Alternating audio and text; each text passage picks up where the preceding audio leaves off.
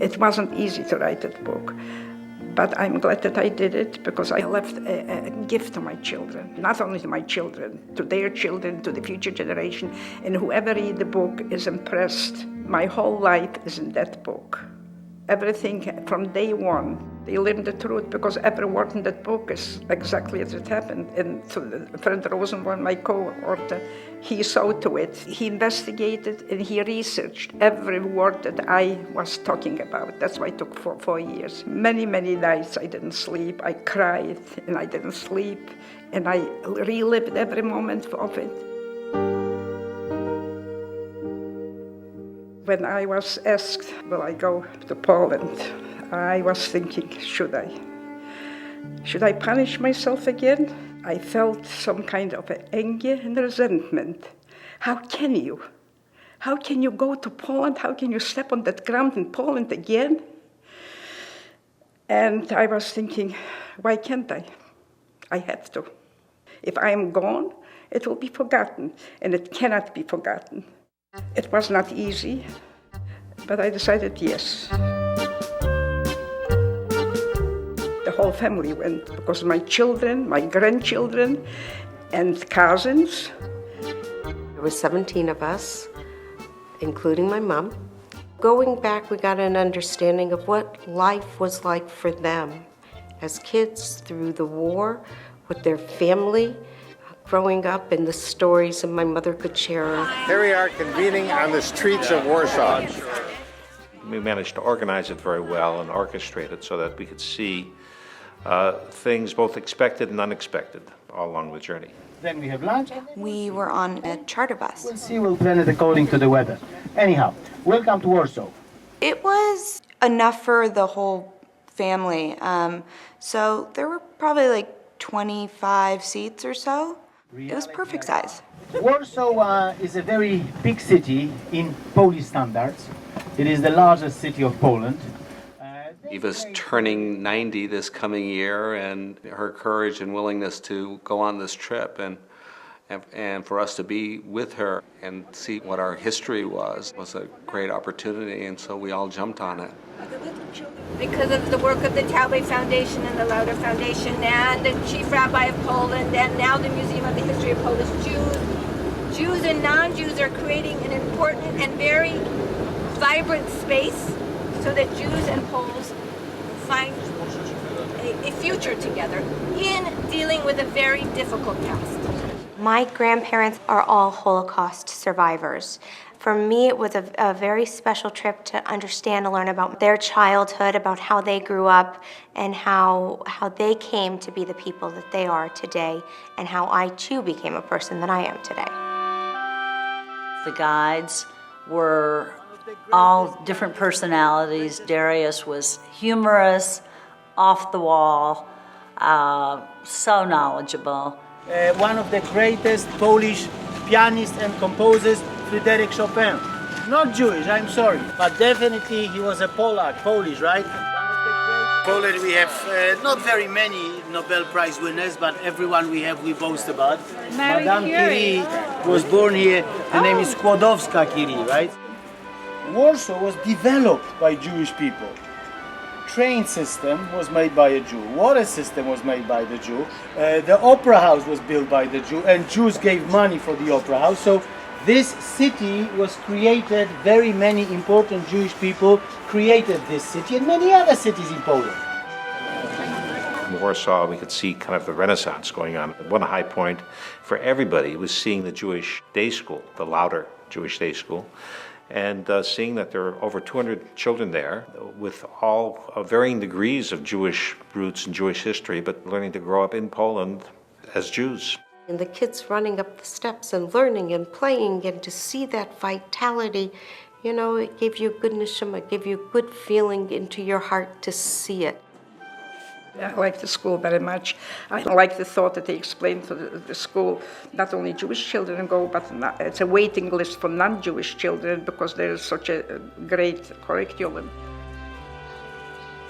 There was a Jewish synagogue that was still standing there today that was from pre-war time, which was for me so interesting because I also had learned that it's not standard to have a synagogue in Poland. They mainly go to shtetls. The Nozick Shul was built here in the 1899 till 1900. You have to realize that what you're seeing here is not what you would have seen had you been here before the Jewish district of Warsaw was destroyed in 43.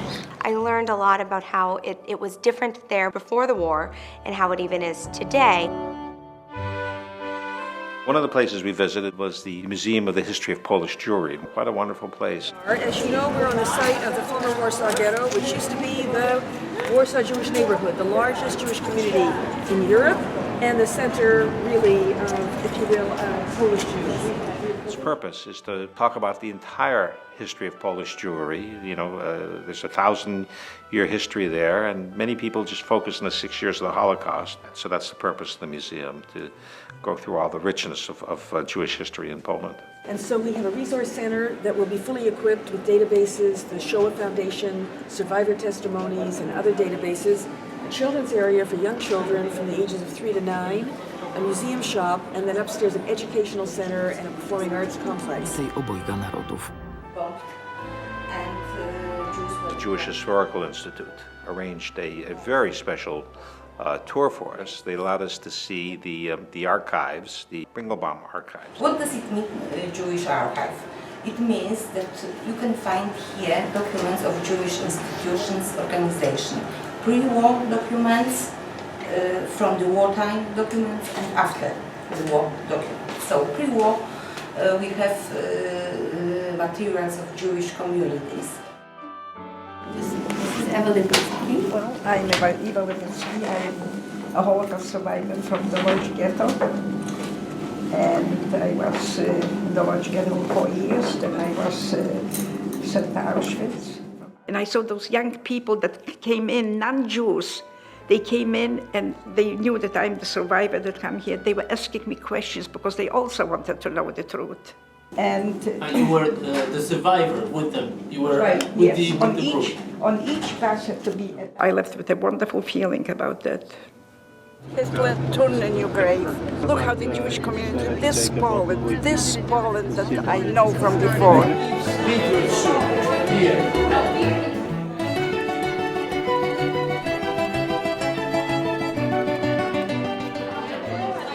We're in Poland and we're having official meat soup. It was a very, very emotionally straining trip, but it was great to be together. It was a wonderful experience. Everybody got along great. There was a lot of fun and laughter and connection. Dariusz, our Polish guide, showed us the meaning of the word Nostrovia. Oh, are we doing this? Which is what you say when you drink a glass of vodka straight up. Nostrovia is bottoms up. Die here already. All right. Oh, look at that. Everyone participated. My wife, my mother, was a full-time participant in the action, if you will.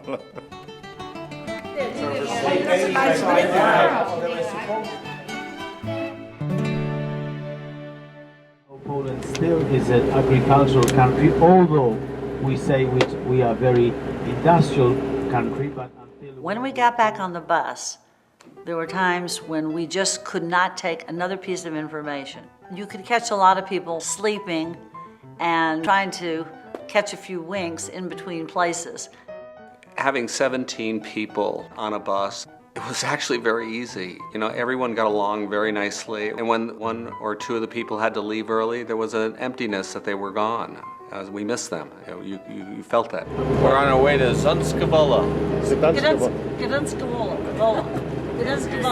ladies and gentlemen, soon we will be arriving in Stuniska-Wola, which is the first stop for us. We'll start the visit with the Jewish cemetery in Stuniska-Wola.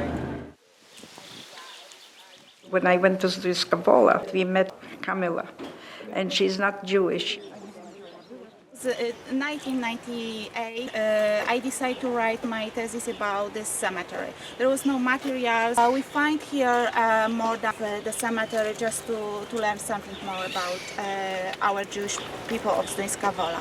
And really, that cemetery in Zduńska Wola, I think, was in better shape than any other cemetery. It's our cemetery. This is not belongs only to Jewish people because they were our people. We were together here. I mean, many things that impressed me, really. We were able to see many family graves, and she pointed out to me my great-great-grandmother's grave. But we are sure that it belongs to your great-grandmother. It's really very touching to see that.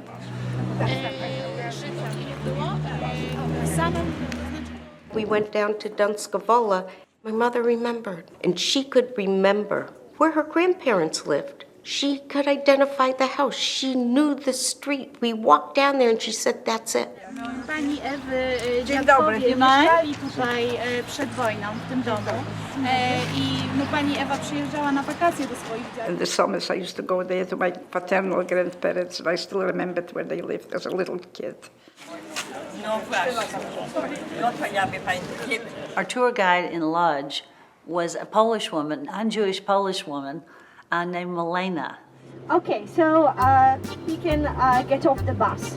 When we first met her, she had out on a ledge holding it right in her arms with little post-it stickers marked at certain passages, and she used the book to refer through the whole tour. Yeah, those 3 windows. 3 windows. Yeah, one window in the front there was the kitchen. Yes. Here was like a big bedroom. I saw everything. I saw exactly how it looked. Like in the book that you gave like your customers for Christmas, Yes. chocolates, Santa We had, Clauses. big Santa Clauses out of chocolate. They were wrapped in colored, colored Aluminum foil. Yeah, so it's nice. And we had some big ones and some smaller ones, and it depends on the customer. Yeah, it's really And I went with him with every step, from the day where I was born, from the day where I was left from there, the days I spent when I ran to my grandparents. I showed them, every step I showed them. My grandparents were right there on the second floor. They had about 3, there was a very big apartment. Of course, they had toilets and indoors, so that was a big thing. And they had about 3 bedrooms and a big kitchen. Her being able to point out, here's where this person lived, and here's where that person lived, and here's where my grandfather lived, and just to walk the streets, seeing that and imagining what things were in her time there was really quite an experience, something we couldn't have had she not been there. By walking through that land and experiencing with them, we got a sense of what it was like for life for them as children. They could understand, they could see. They could see through my eyes, they saw.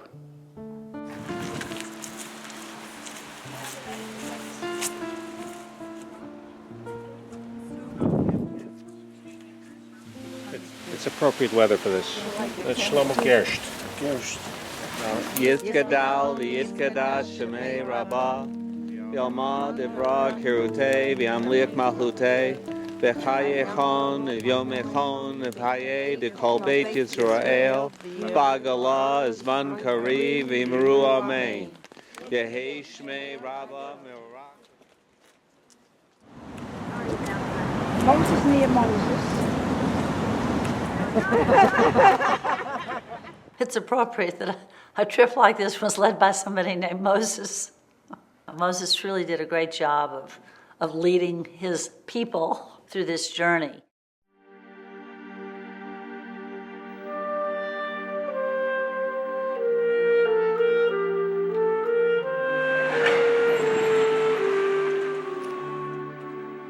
The ghetto that is referred to in the book, it was a boundary that we could walk freely through, but I could envision the walls and barriers that held them hostage. Here, there was the ghetto. The barbed wire, yes, the border was on both sides of the street. The ghetto was so terrible. People were dying from hunger. We talk a lot about the uniqueness of this ghetto. First of all, it was not only a ghetto, it was like a slave labor camp here. We were working hard, the rations were getting smaller and smaller. We barely had, enough food to survive, and many didn't. Many died. A lot of people died from hunger, which I saw. Was completely isolated, with these people left completely alone, with any hope, with any help from outside. They were criticized and looking down because we were not fighting the Nazis in Warsaw. But they cannot understand the circumstances, the difference in the circumstances. Yes, of course, it was completely impossible to fight back here. See the window? The buildings are still the same. You walk up the steps, there's no elevators. We couldn't go inside, but I explained it to them exactly how the inside looked. They could see through me. They could see how the inside looked. It's unimaginable, absolutely unimaginable. The suffering, the sight of the suffering in the ghetto, the suffering in the ghetto. The fight, everyday fight to survive, to live through another day. I would look at Eva and I would just see the struggle, but the valiant struggle to tell the story and how much she wanted to make sure that her grandchildren and the rest of us could really understand her story. Did you hide your father in the basement? My father and my mother, most of the time, when you hear that there's going to be a raid, they're going to take people coming, taking up to put them in the cellar.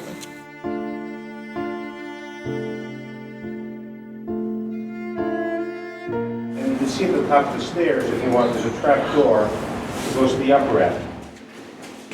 You can walk up and you look up, and that attic is there. Same lock, same door, and you could see the courage, the fearlessness and the courage of what she did just to survive. Every minute of the day, every day, we were not certain that we're going to be here, that we won't be taken out, unknowingly taken out and taken to who knows where. We were hiding it because we didn't want to leave. We thought maybe the war will come to an end and we'll be able to survive here, at least the mothers, the little family that we have. We didn't know that we're going to Auschwitz. How far is Auschwitz from here? How long did it take on the train? Days. To get there? Days. The family was at the Radagast train station from which the Nazis sent the Jews of the ghetto off to wherever, and that's been turned into a museum at this point. When we got to the train station and we were in the train car, that was very difficult. It tore families and people apart, and it brought people to their death. Chief Rabbi of Poland, Michael Strudwick, missed us in Warsaw. He hopped on a train and took a 2-hour ride to Lodz just to meet with us. Did you survive with anyone else from the family? My father's side, nobody. The name. It's very, very touching, very impressive that he would come down, take a train ride, 2 hours in each direction, just to meet with us for a few minutes. Then my husband, but before I didn't even know who he was, and I mentioned.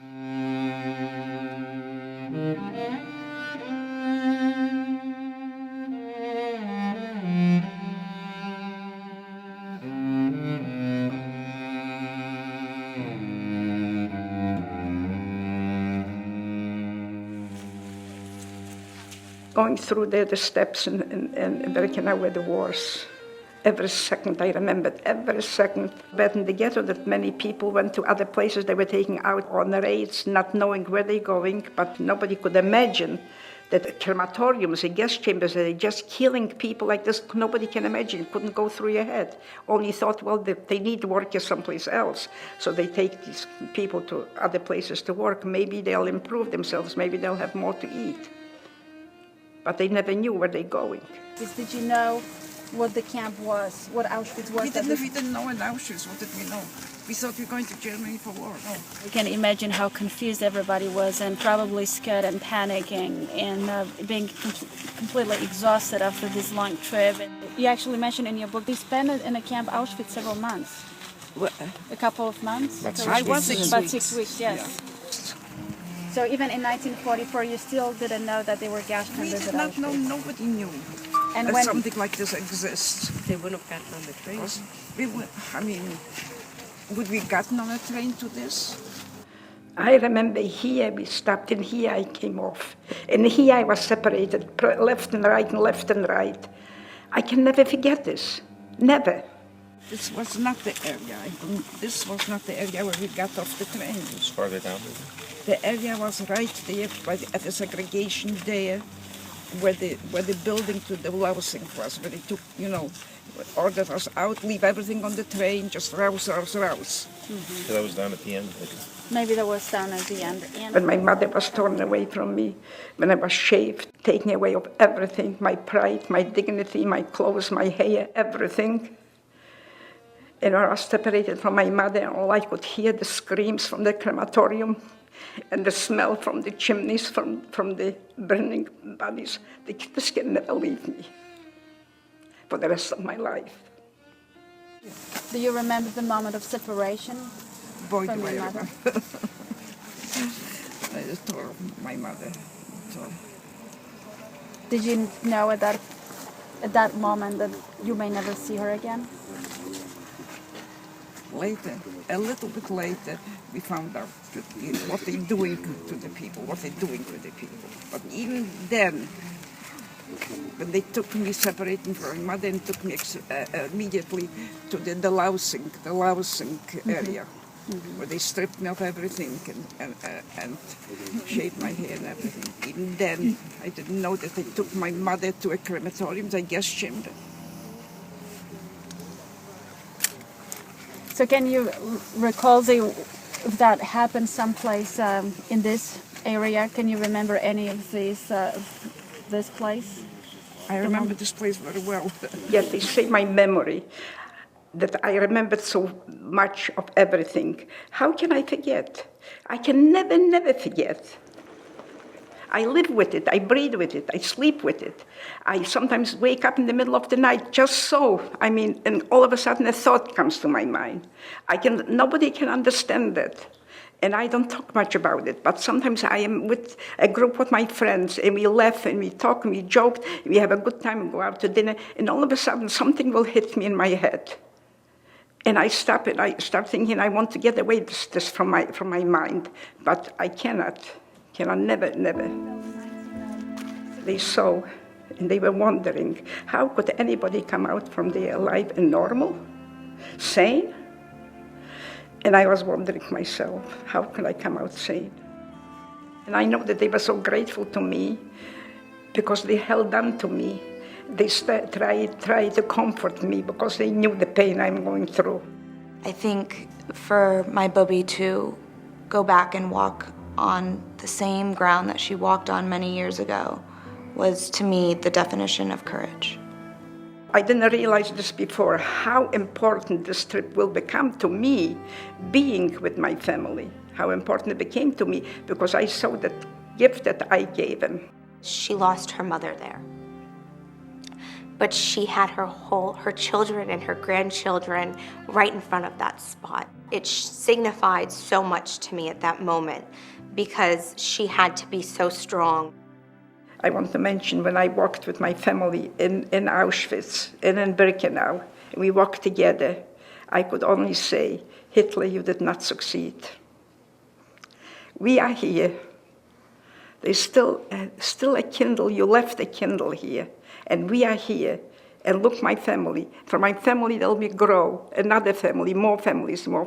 You did not succeed. We are here.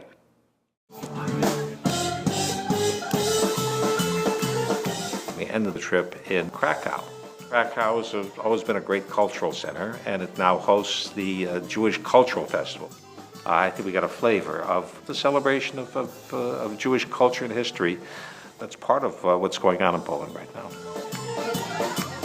The last night of our trip, we had an opportunity to go on a sunset cruise, and with a really lively band, to dance, to sing, and to let it all hang out.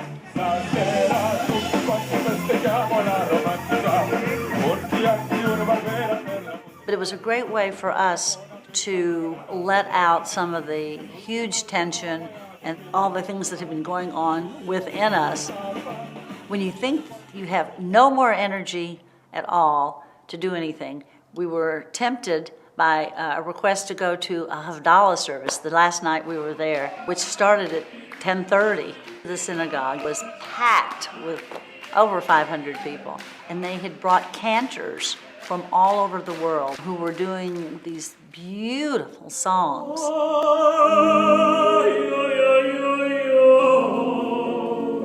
Many things that impressed me really now about Poland, because they were putting in so much effort. It's wonderful to see how they're rebuilding the Jewish history, and I was very impressed. Not to show the anti-Semitism, which I didn't feel any at this time either. And like my friends that would say, how can I say a good word about Poles? Well, now I can, because I came back completely with a different feeling.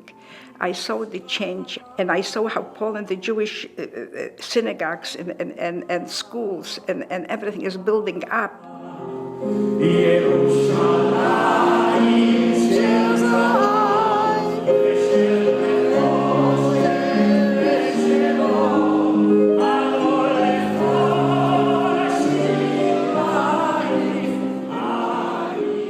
And Poles, young Poles that come and help to build up this Jewish history, it made me feel good. Such a tremendous change from then.